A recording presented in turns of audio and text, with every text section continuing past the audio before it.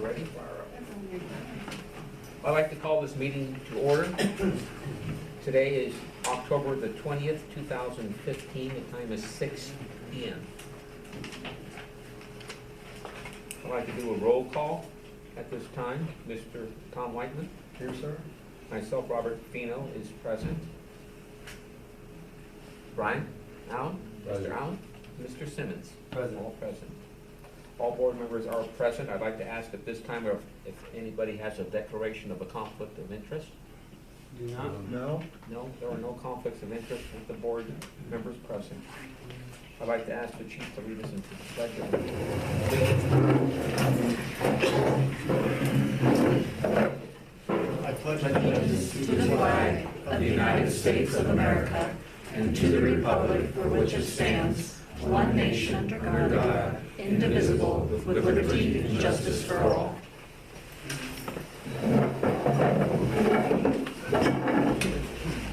Agenda item number 4, the recognition of guests.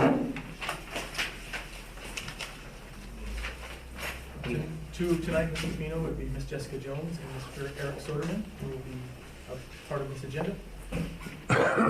We welcome them and their guests. Moving on to agenda item number 5, the consent agenda. Documents concerning the matters on the consent agenda may be reviewed at the fire station. We have item A, approval of the warrant report, and B, approval of the expense report. Very back of your board. Under, which one? Those are our bank statements. Budget? The bank statements, in the very back, the very last section. Any section? Right here.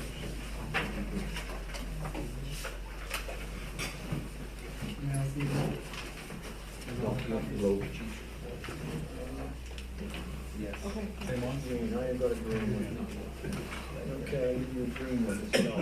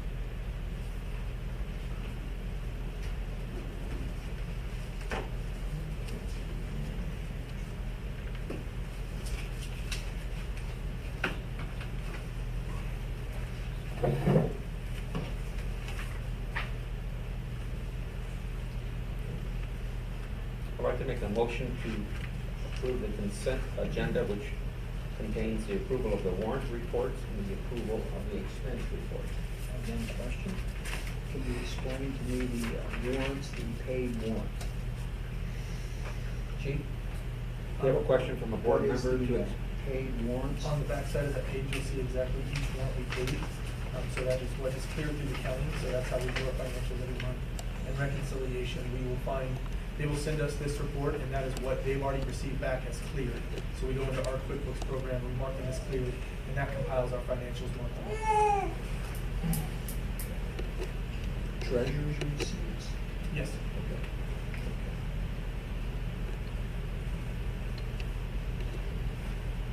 We have a motion on the floor to approve the consent agenda, which contains the approval of the warrant reports and the approval of the expense reports. We have a second from Mr. Allen. Discussion? Nope. Any questions? No discussion. We'll now take a vote. All those in favor of approving consent agenda item number 5, approval of warrant reports and the approval of the expense reports with a show of hands. Show of hands show that all board members did vote in favor of that. Next item is the approval of the minutes. We have two meetings from September 22nd, 2015, the regular meeting notices, and from October 6th, 2015, the special meeting notice.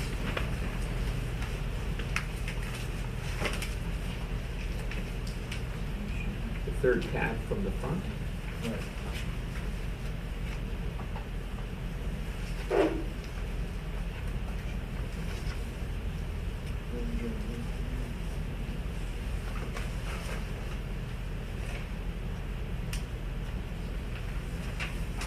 Motion to accept the minutes as read.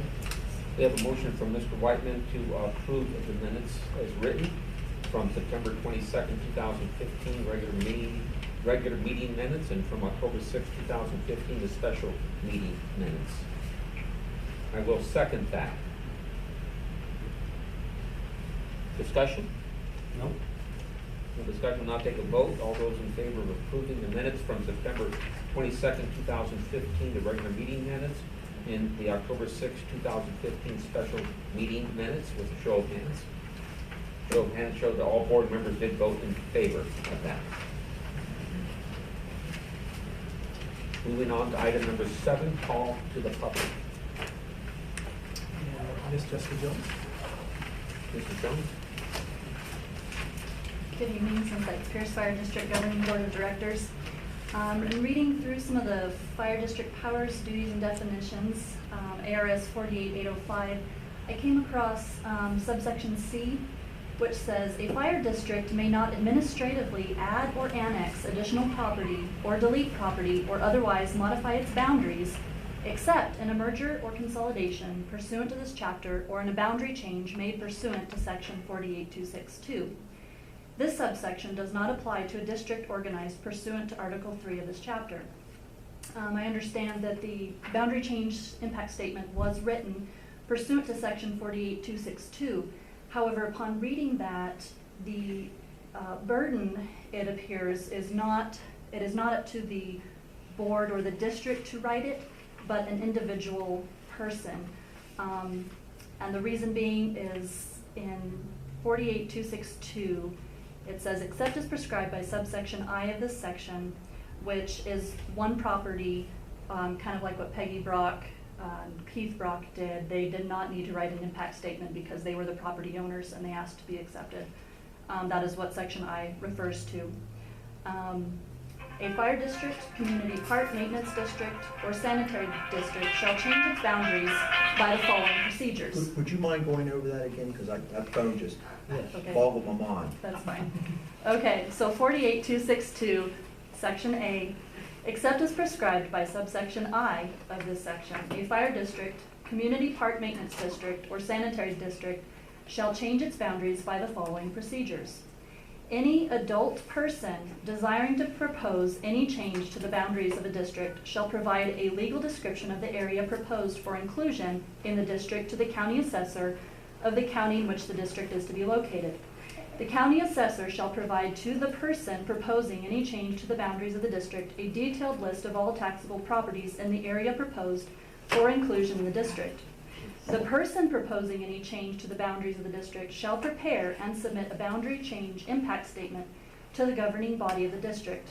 And then it goes on to have all the requirements of the impact statement listed. So my question to the board is, can you initiate the process, or does it have to be from somebody in that area?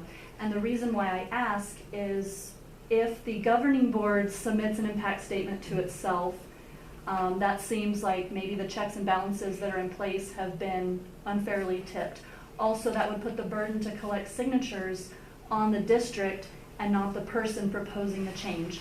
And then again, the governing board would be rounding up the signatures and approving the signatures. So another check and balance had been out there, as well as if that person who proposes the impact statement, the burden is on them to round up the signatures. They would have to go door to door. They're using their own resources. In this case, I see the district using a lot of the resources that it has, and it may not be within law for them to do, because that is going to be a lot of time invested, and I don't know who the district plans on sending out to round up those signatures, or if they will be in a station vehicle, but it just seems odd to me that the governing board, the district, is submitting an impact statement to itself.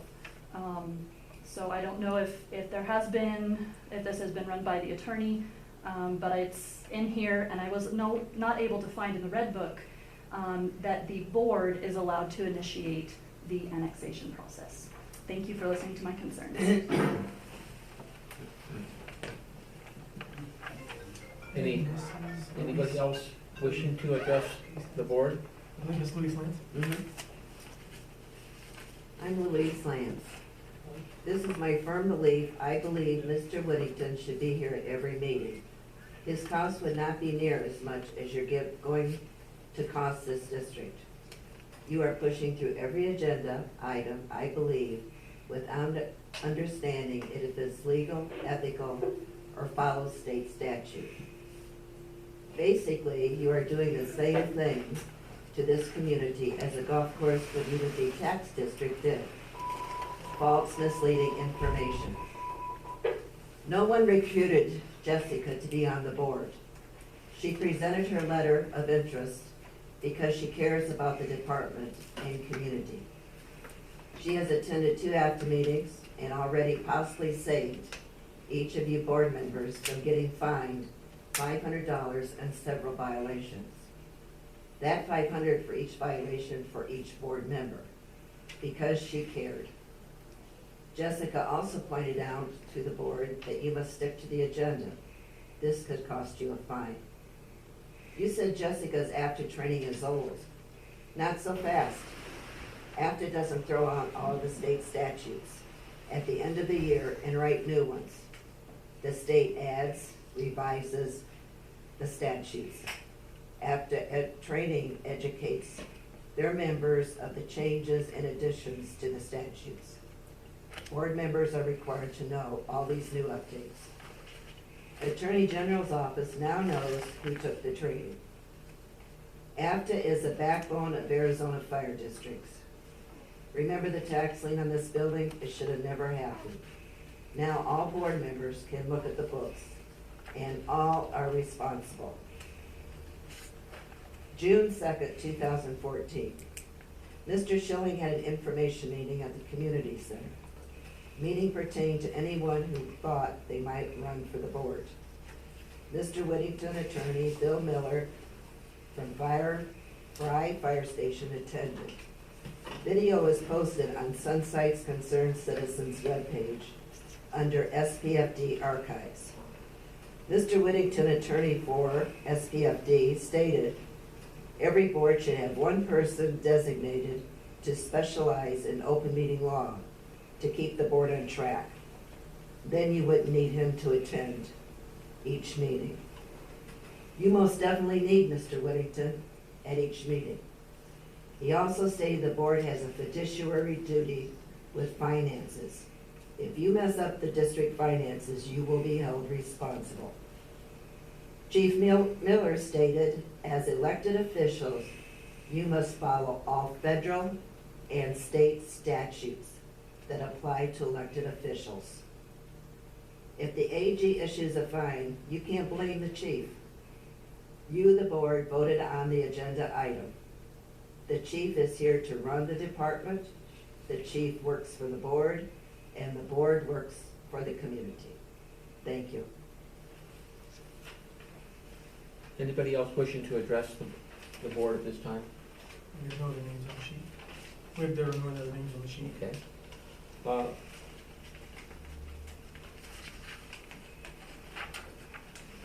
would like to direct staff to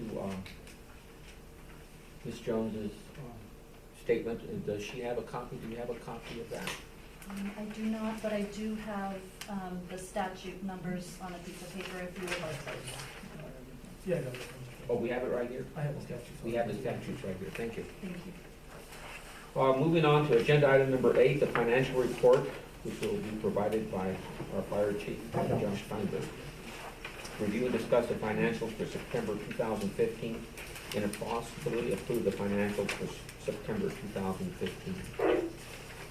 Thank you, Mr. Chairman. I'll go ahead and give you one more time so Ms. Reed can still get her bearings about it. We've gone over a lot of things since the past meeting. The P&L statements. So again, for the bank accounts for the information for ending last month, the M&O account had $10,339.80. Payroll, $4,642.66. Reserve account, $8,478.16. And petty cash is staying at $185, leaving a total bank accounts of $23,645.62. In fire district's assistance tax, we've got $294.74. Real and personal property taxes, $764.33. We have received no revenues in wildland or out-of-district fires. We did have $150 in donations. We have had no public records copies. Revenues, we had $1,088.64 in refunds. From our Copper Point, which is our workers' comp, and then an $88 refund from Blue Cross Blue Shield after doing their last audit, as them being our last healthcare provider carrier versus this last year that we changed. So those were the refunds. Interest in the M&O was and the reserve were $51.12. Ambulance revenues, we have a total of $12,693.37. We received no revenues from the September billing. August, $6,349.40. July, $3,647.58. And 90-plus days, we have $2,696.39, meaning a total revenues of $18,042.20. Wildland, we are owed as the end of the month, $68,162.09. Out of district billing is $39,029.88. In September, we invoiced $30,638.37 in ambulance. We received $6,923.10. We had Medicare write-off of $6,254.83, which leaves the total September receivables of $17,462.27. And the reason you'll see is not in revenues is because unfortunately some of those payments did hit on just the day after. So again, those revenues will show just a little bit more up to date. So we're still owed from August $14,397.13. In July, $11,709.93, making a total current receivables $150,761.30. We have no accounts payable, and we are into our credit line. Noticing, this is our second credit line advance, Yes. okay? Could you explain that to some of the board members, exactly how that works? Being that we only collect taxes, and that's our main source of revenue outside of our services that we collect. So those are collected in the letters are sent out October and in April. So being that there's a lapse in that time frame, we have a line of credit through the county. Currently, our line of credit is $150,000 that we can borrow. That has a very low interest rate and is paid on a monthly basis versus a daily base. So we pay very low amounts in interest when we do this, but commonly districts similar to us and even school districts have this line of credit to fall back on when they're not receiving their taxes. And that's what the intention is and allowed by law.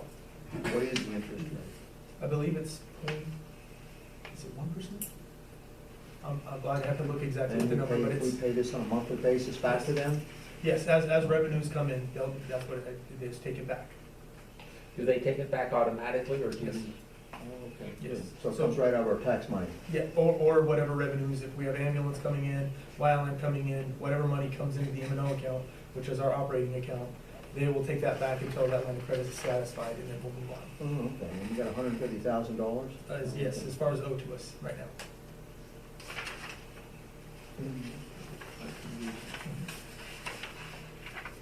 What's it standing on the wildland? Again, the federal fires are gonna take some time. Is that the California one? California, Montana, Down. even around here, technically, the Lee Marsh fire was a federal fire, because it did enter federal land fairly quickly, so the federal government took over that fire as far as the Forest Service and BLM. So typically, those do take a lot more time than our Arizona State Forestry Division fires, but we typically will see full payment within 8 months of submitting bill. So unfortunately, we will not probably see that until calendar year 2016 around, I would hope, March and April timeframe.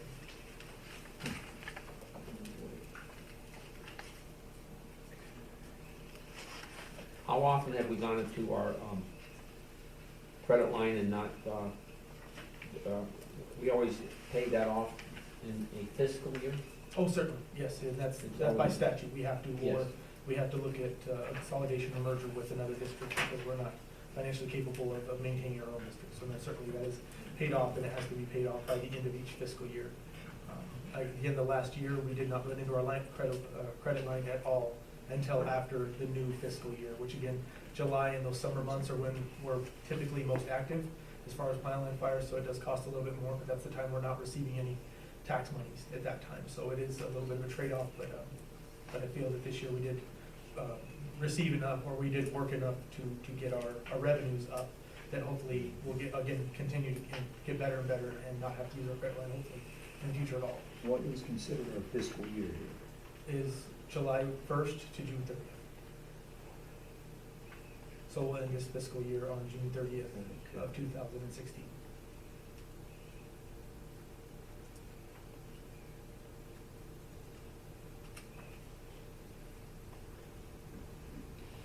Any further discussion, questions? Thank you, Chief. At this time, I'd like to make a motion to approve the financials for September of 2015. Second that? We have a second on the floor from Mr. Brian Allen. Any discussion?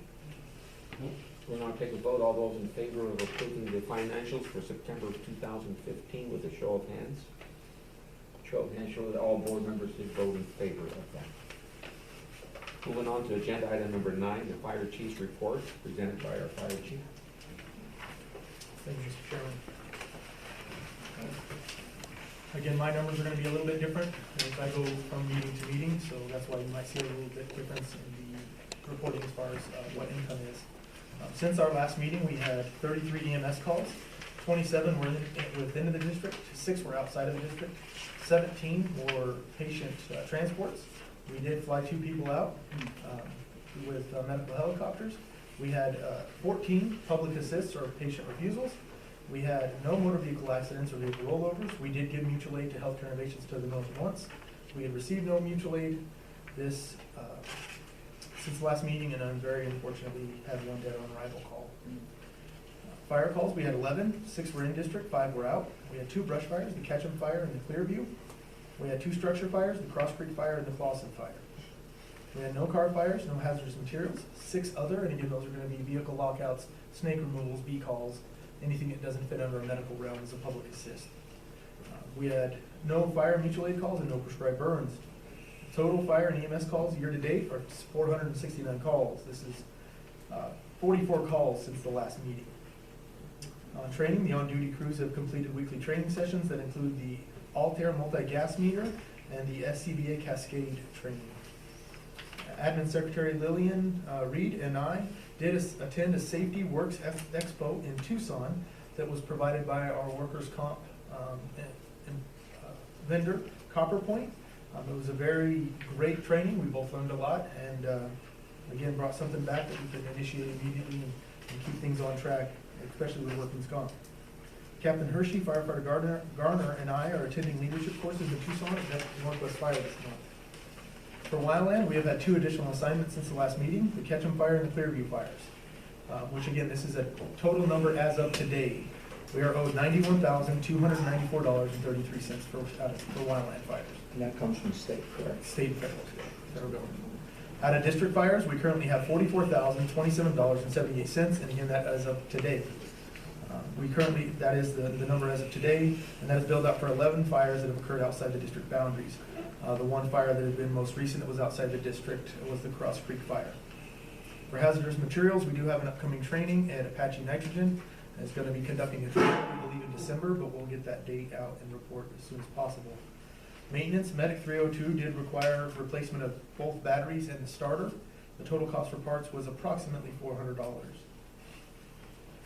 Engine 301, which is our Type 3 engine that went to California this last year, did have a water leak when it came back, and it was found that one of the welds inside of the tank had just come apart. So we did have one of our employees that is a very good welder weld that, so that did not require any additional cost for parts, and that was done while on duty. Communications, we are still planning and setting up for our open house on October 24th, 2015 from 11 a.m. to 2 p.m. Flyers have been distributed, and we can't thank LifeNet Arizona and the Air Methods Corporation for sponsoring this event and their continued support of our fire district. We have completed fire prevention at Cochise, Pierce, and Ash Creek schools, and we have one more small school here that will be coming to our station for fire prevention on October 23rd, which will be this Friday. We have begun sending our self-contained breathing apparatus tanks to United Fire in Tucson for hydrostatic testing. The cost is approximately $31 per bottle, and it's approximately because if they need to replace O-rings or any other repairs, that will be additional. But those are required every 5 years that we have those bottles hydrostatic tested. We've hit that spot, so we're sending them 5 at a time. We did have a windsock installed here at the station. We'd like to thank LifeNet for donating the cage and windsock, and firefighter McCarowitz for the great installation and fabrication that he did for that. We will be completing an ambulance standby on October 24th at the Ameren Foundation. We have renewed our radio services authorization license with the Federal Communications Commission with the assistance from our radio technicians at Canyon State Wireless. The Benson Fire Department will be utilizing our fire prevention trailer from today, October 20th, to Thursday, October 22nd. We are in the process for preparing 2 grants, the Volunteer Fire Assistance Grant, or VFA, and the Assistance to Firefighters Grant, which is the AFG. And with both of those, the AFG, or the Assistance to Firefighters Grant, is what we're going to be proposing to get our ambulance on, since we were not successful on the Tohono O'odham grant. This month is Breast Cancer Awareness Month, so you will see some of the on-duty crews wearing their pink lettered shirts. These shirts were purchased last year, and no additional funds have gone to the purchase of these shirts for this year. For the Local Emergency Planning Committee, the last meeting was last Friday, October 16th, and we're still in the planning stages. We're proposing to meet at Barnett's Propane in Sierra Vista, as they have some very large tanks, and doing a pre-plan for the local fire agencies and the county hazmat team. Again, if anybody knows of any Tier 2 reporting facilities, which is a hazmat reporting requirement for those facilities in Cochise County that they feel it would need a pre-plan or something that would be beneficial for a local agency, please let me know. And our next meeting will be November 20th at the Cochise College in Sierra Vista.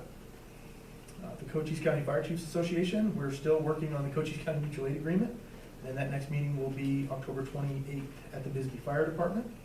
And lastly, I'd like to introduce the on-duty crew. Today we have firefighter Russell in the back. We have Acting Captain Escarcega.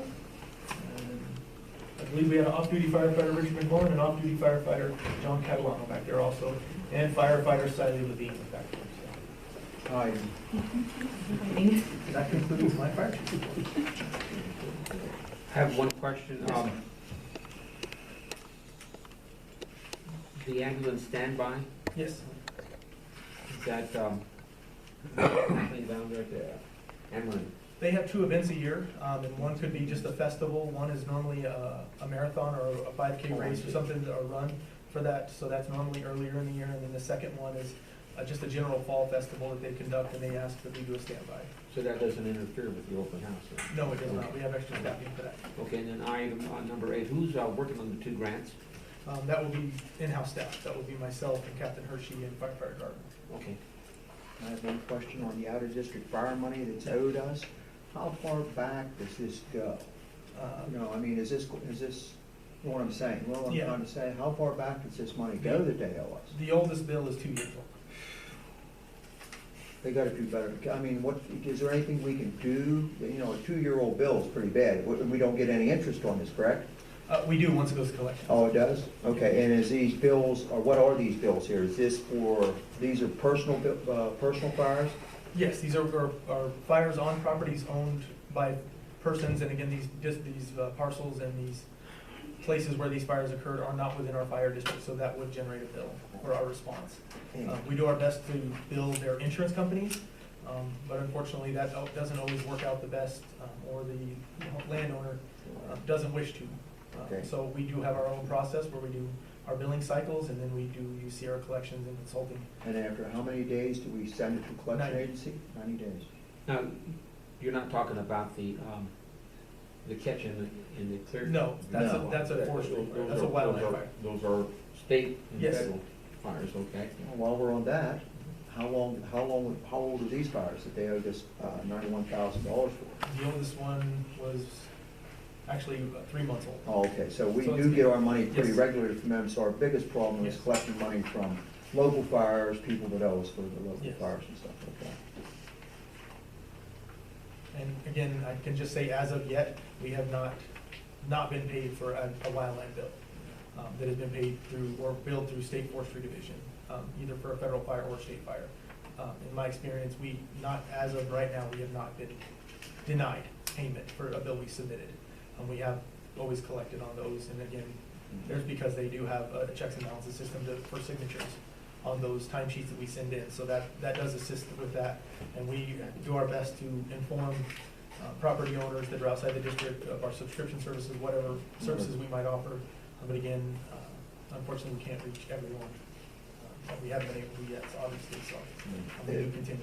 Is there a time limit on these personal bills? You know, I know they go to a collection agency and after 90 days, and they take care of everything like court and things Yes. like that? Mhm. So then, we're not involved in it. Once it's going to collection agency, we just We leave it? will assist in any legal action that would happen, because again, we are the one that they owe the debt to. So again, documentation or any relevant communication that we can provide, or litigation we can provide with. Got $140,000 here on those that we could sure use. So Yeah, that's, certainly.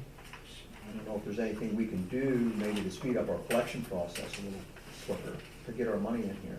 As far as the out of district, unfortunately, I don't know of a way as of right now, but I know Mr. Barker and I, the owner of Cochise, our Sierra Collections and Consulting, are working on the best ways and the most efficient ways to get this done, and trying to keep an open line of communication with the folks that we're dealing with, so. Do we ever have to write them off? I mean, I imagine there's probably some of these bills that have been written, the people After just 7 don't have the money. Legally, after 7 years, then they'll be written off. 7 years in collections is what Mr. Parker has told me that would suffice. So after 7 years, then it would come off of their credit report, and then it would just be a non-issue after 7 years. So we're hoping never to hit that. Okay, so we've never had that problem yet. No, Well, good. we've only been dealing with Mr. Barker on this for the last a little over 2 years, as far as our out-of-district fires that we started consulting with them on. Any other questions? Thank you, Chief. Moving on to agenda item number 10, the old business, the interview the applicants for the interim board member appointment. And at this time, I'd like to ask the board members to feel free to ask our two applicants any questions that they might, that at this time, if any of the applicants wish to go into a executive session, they have every right to do so. I'll start off. I'd like to ask Mr. Soderstrom. I've read your application. It reads well. And I'd like to ask one of your, my first question is, what do you think of the current fire district at this time? Coming from a small community, I moved here 2 years ago from Upper Peninsula, Michigan. And we have a small volunteer fire department. And the services that this community, for the same size community, provides the public is way beyond what we had in Michigan when we lived there.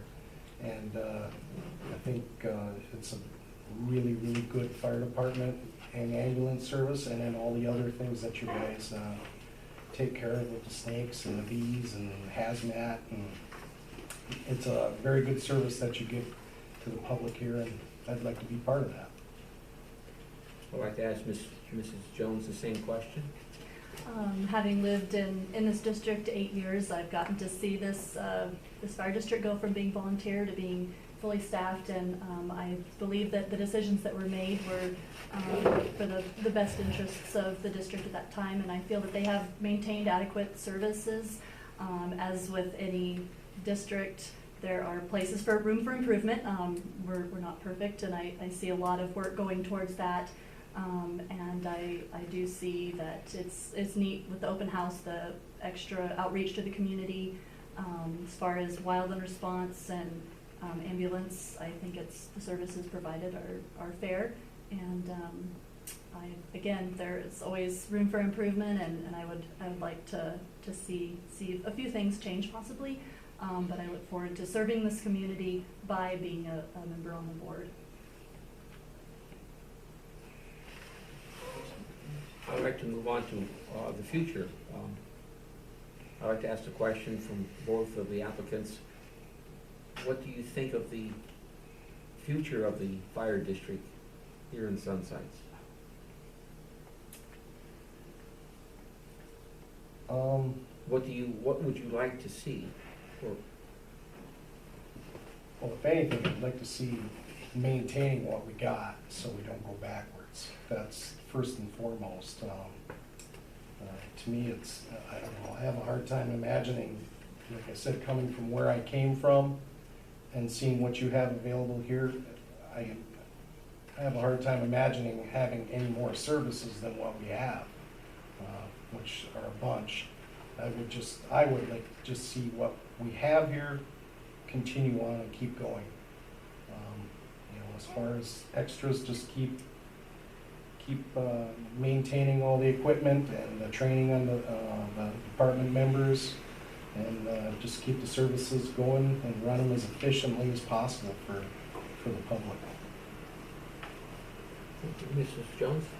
I would have to echo Mr. Soderstrom in that I would like to see the services that we currently have continue. Definitely, I would not like to see anything happen to this department to prevent those services from being provided to this district. However, I think it would be for the future of the district itself, it would be neat to see the board have a 5-year plan, some of their goals. I know that there's a lot of, as far as ambulance, this district really is in need of a new ambulance. So some of our equipment is getting older, and it would be nice to see budgets in place for that, so that those services can continue on. I think fiscal policy and that financial stability really needs to be an issue, especially with a lot of the back tax land and people moving and houses being sold. The revenues have been down, they're harder to get. So the financial side of things is going to be very important if this district would like to continue. Position I could definitely help with on the board. So as far as the future goes, yes, I want to see what you guys have continue to grow and provide services potentially to other, like this annex going on. That would be great to see other people have access to these services as well. So, thank you. Any other questions from the board? All mine were answered. No other questions for the applicants? At this time, we have a possibility under agenda item number 11 to possibly vote to go into executive session with the board and discuss this in an executive session. If the board members feels like they would like to discuss this further, or the other option is to discuss and possibly appoint an interim board member at this time. We do have ballots prepared for this procedure. The ballots will be open to the public. They will be signed by the individual board member who they would pick for this interim board position. And those are the two options. I feel that it's not necessary to go into an executive session to discuss any further. Of course, no votes or anything like that can be held in an executive session. So I feel we can just move on to passing out the ballots and filling those out and turning those back in. Any discussion? Okay, so moving on to item number 12, we will, the action will appoint an interim board member.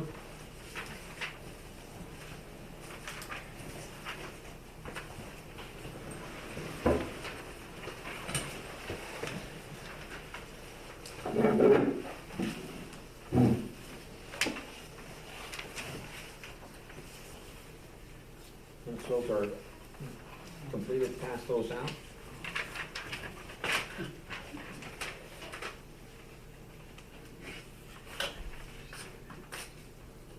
And pass those to the center.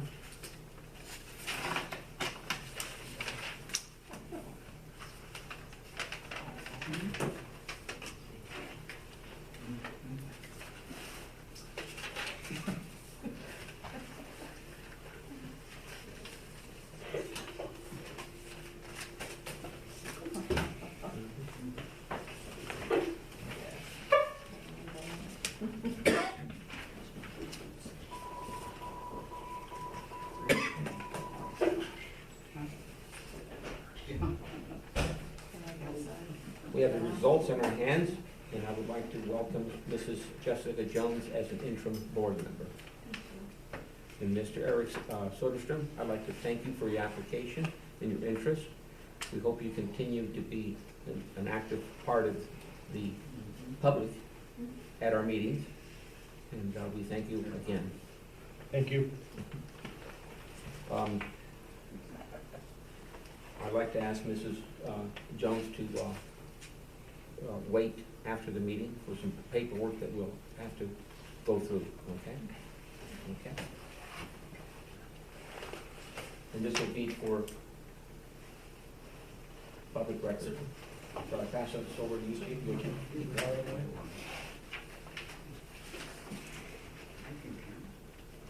Under new business, review, discuss, and possibly approve the Cochise County Public Safety Mutual Aid Agreement.